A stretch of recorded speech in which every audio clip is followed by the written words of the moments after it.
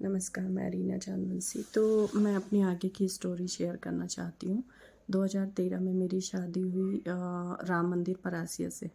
लड़की के कुछ सपने होते हैं कि उसकी विदाई अच्छे से हो, मतलब जैसा कि पिक्चरों में देखते हैं, जैसा कि हमारी बहनों के साथ हुआ, तो वही उम्मीद मेरी भी थी कि मेरी विदाई होगी। तो मतलब मैं विदाई का नाम इसलिए भी ज़्यादा ले रही हूँ कि मेरी विदाई किस तरीके से इन्होंने करवाया राम मंदिर परासिया से। दुल्हन को लेके आते हैं राम मंदिर के बाहर। एक लोकल ऑटो जो जाता आता है वही सवारी वाले ऑटो को रोकते हैं। सवारी वाला ऑटो रुकता है और दुल्हन को उसके बीच में बिठाते हैं। और चांदा-मेटा सीएमए स्टोर ससुराल होता है मेरा, क्योंकि हमारा कोई ससुराल नहीं, तो जेठ जिठानी के घर को ही हम ससुराल बोलते हैं।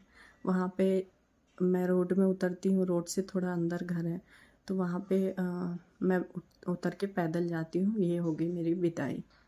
अंदर पैदल जाती हूँ चल के दुल्हन।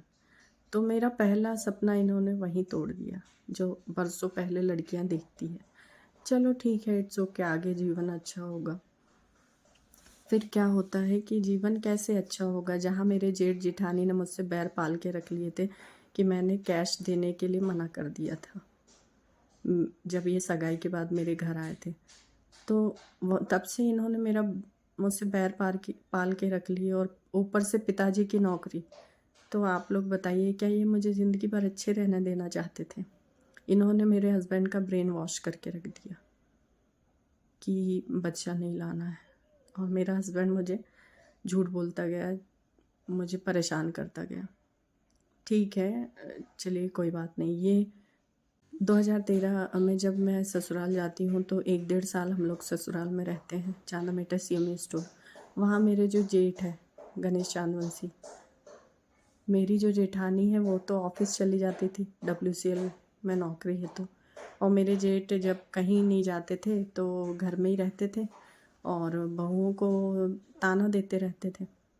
तो जब क्या हुआ कि वो कहीं नहीं जाते थे, और जब मैं उनको डाइनिंग टेबल पे खाना देने लगी तो उन्होंने मुझसे कहा कि बेटा, एक बात कह रहा हूँ, मेरे देवर और देवरानी की शादी मुझसे 4 महीने पहले हुई थी, तो मेरी देवरानी प्रेग्नेंट थी।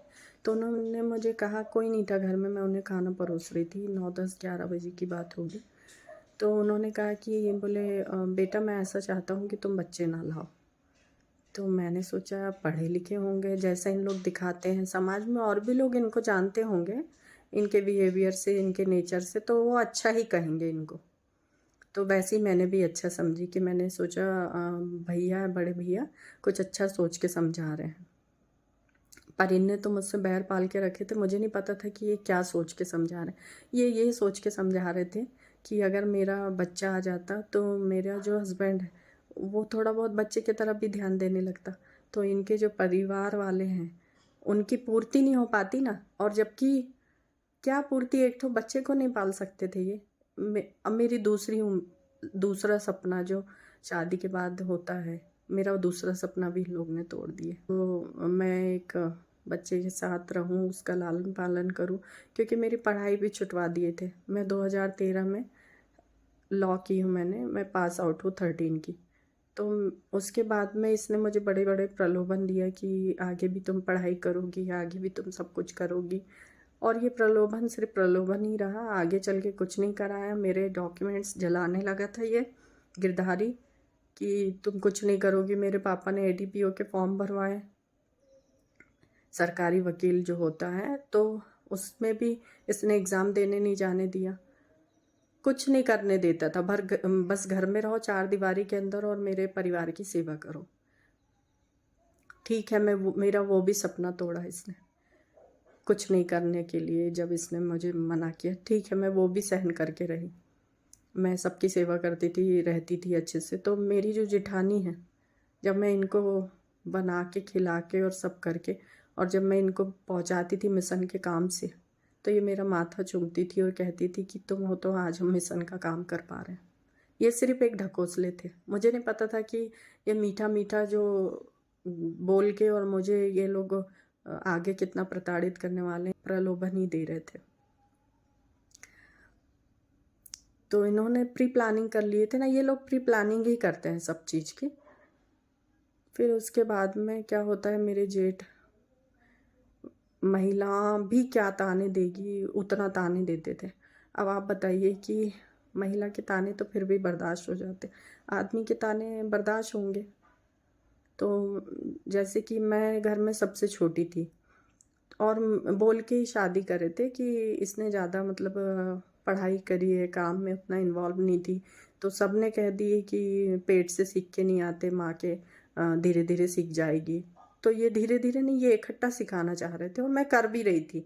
ऐसा नहीं कि मैं नहीं कर रही थी, मुझे था कि मैं एक अच्छी बहू बनूँ, एक अच्छी माँ बनूँ। इन लोग को ये पता था कि मैं एक अच्छी बहू, एक अच्छी पत्नी, एक अच्छी माँ बनूंगी ही, ये पता था इन लोग को।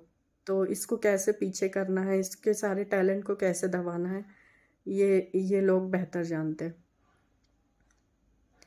फिर जब एक दिन क्या हुआ कि दोपहर में मैंने कपड़े धुले सबके और सुखाने रख दी। अब गार्गी थी तो वो भी उस समय छोटी थी, 12-13 साल की रही होगी। अब मैं भी अपने घर में सबसे छोटी, तो मैं, वो आती थी स्कूल से, मैं उसका वेट करती थी और हम लोग खेलने लगते थे। खेलने मतलब उसको मैं पढ़ाती थी, उसका प्रोजेक्ट कंप्लीट करती थी और उसके हेल्प करती थी, उसकी ड्राइंग में, हर चीज़ में उसके साथ में रहती थी। अब ये मेरी जो जेठानी है वंदना चांदवंशी, इसने बाहर से आते आते, और गणेश चांदवंशी, दोनों एक साथ आ रहे थे। ये ऑफिस से आ रही थी और ये पता नहीं कहाँ से आ रहे थे। आते आते इन लोग ने क्या सलाह की है क्या नहीं, शायद सिखाते लेके आई होगी। ये सिखाती बहुत थी, क्योंकि सिखाती ये थी और बोलते वो थे। तो इन्होंने आए अंदर और जैसे ही गेट खोले गार्गी ने, तो कपड़े देखे कि बाहर ही सूख रहे हैं और 4-4:30 बज रहे थे, कपड़े बाहर ही सूख रहे हैं, ये देखे इन्होंने। और सीधे लकड़ी उठाए और वो मेरे जेठ गार्गी को मारने लगे। गणेश चांदवंशी जोर जोर से उतनी छोटी बच्ची को मारने लगे, लकड़ी से, बगैर कुछ किए कहे। तो जब मैंने उससे बचाना चाही तो वो मुझे देख के ज़्यादा गुस्सा करने लगे और बोलने लगे कि तुम्हारे माँ बाप ने यही संस्कार दिए हैं, ऐसे ही सिखाया है क्या? कपड़े धूप में जल रहे हैं और तुम लोग क्या कर रहे हो तुम लोग? यही संस्कार दिए माँ बाप ने, घर में घुसे हो, कपड़े जल रहे हैं, तुमने उठाया नहीं। और उतनी सी बच्ची को सुना के, मुझे सुना के उतनी सी बच्ची को बोल रहे हैं और मारते जा रहे हैं। और फिर वो बेचारी रोते रोते पूरे कपड़े उठाती, मैं भी उठाती हूँ साथ में, डर के कारण। अब मैं भी डर गई थी ना कि क्या होता है ससुराल, ससुराल में आने के बाद में ये सब होता है, ये तो अपन पहले से नहीं जानते ना। तो यहाँ पे भी मेरा पल पल में मतलब मुझे फिर अंदर ही अंदर मुझे रोना आ गया उसको देख के कि उसको मार रहे हैं और बेफिजूल में मार के ताना दे रहे हैं, बहुत सारे ताने दे रहे हैं। कभी मैं धोखे से फ्रिज में सब्जी नहीं रख पाऊँ या कुछ नहीं रख पाऊँ, जैसे बनी हुई सब्जी बच जाती थी, मैं नहीं रख पाती थी। तो सारा काम करने के बाद तो मेरी जेठानी कभी किचन में जाती थी तो वो देख के रखती नहीं थी, वो देख के आके मेरे जेठ को बता देती थी, वो ताने देते थे। फिर वो कुछ भी बोलते थे सीधे माँ बाप को बोल देना, क्या संस्कार दिए, यही संस्कार है। तुम, सीधे इतने ताने देते थे। और उतना ही मैं काम भी करती थी, सब कुछ करके देती थी हाथ पे, साफ सफाई भी उतनी ही करती थी। साफ सफाई तो पूरा घर को डेकोर करती थी, जो पहले से जो सिस्टम जमा हुआ था उसको चेंज कर देती थी। मुझे घर की साफ सफाई का बहुत शौक था, तो मैं हमेशा साफ सफाई रखती थी अपना घर समझ के। तो कभी एक एक बार क्या हुआ कि मुझे भजन कीर्तन का भी शौक है, तो सब लोग जुड़े थे, गणेश जी बैठालते थे। तो जब बैठा ले तो मैं, मेरे जो छोटे वाले देवर हैं उनको मैंने ढोलक लाने के लिए कि आज भजन करेंगे, मंजली भैया ढोलक बजाते थे अच्छे से, तो मैंने मंजली भैया के घर पहुंचा दी हिल टॉप कि जाओ पिंकेश भैया, जाओ जाके ढोलक ला दो। तो इधर मेरी जेठानी जो है वंदना चांदवंशी, उसने मेरे जेठ को फिर चुगली कर दी कि ये इतनी बढ़ चढ़ के काम करने लगे हैं क्या, अभी पूजा चलने वाली है और इसने कहाँ पहुँचा दी, और अभी पूजा चालू होने वाली है, किसी की नहीं सुन रहे बहू बेटी। तो मेरे बड़े जेठ, मेरे मंझले जेठ को बैठाल के, और उसी समय मेरा अचानक वहाँ जाना हो गया। तो वो ऐसा कहते हैं कि बोले जितनी छूट यहाँ बहुओं को मिली है ना, उतनी कहीं नहीं मिली है। और अगर बहुओं को पैर की जूती जैसे रखने लगेंगे, जब समझ में आएगी क्या? मेरी क्या गलती थी? मैंने सिर्फ ढोलक लाने के लिए छोटे भैया को भेजी थी हिल टॉप की, ला दो अपन भजन करेंगे रात में जग के। तो आप बताओ, ये छोटी छोटी बातों में बहुओं को ताना देना, परेशान करना, ये सब भी ठीक है, पर उनके जो मतलब मातृत्व को छीन लेना, ये तो कुछ ज़्यादा ही हो गया था ना। और भी प्रताड़ना है, पर वीडियोस में जल्दी जल्दी नहीं बनाऊंगी, छोटे छोटे बनाऊंगी, क्योंकि ताकि आप लोग समझें और कंटिन्यूटी में रहें। बस मैं आज यहीं तक बोलूँगी, बाकी आगे कल बनाती हूँ। ठीक है, नमस्कार।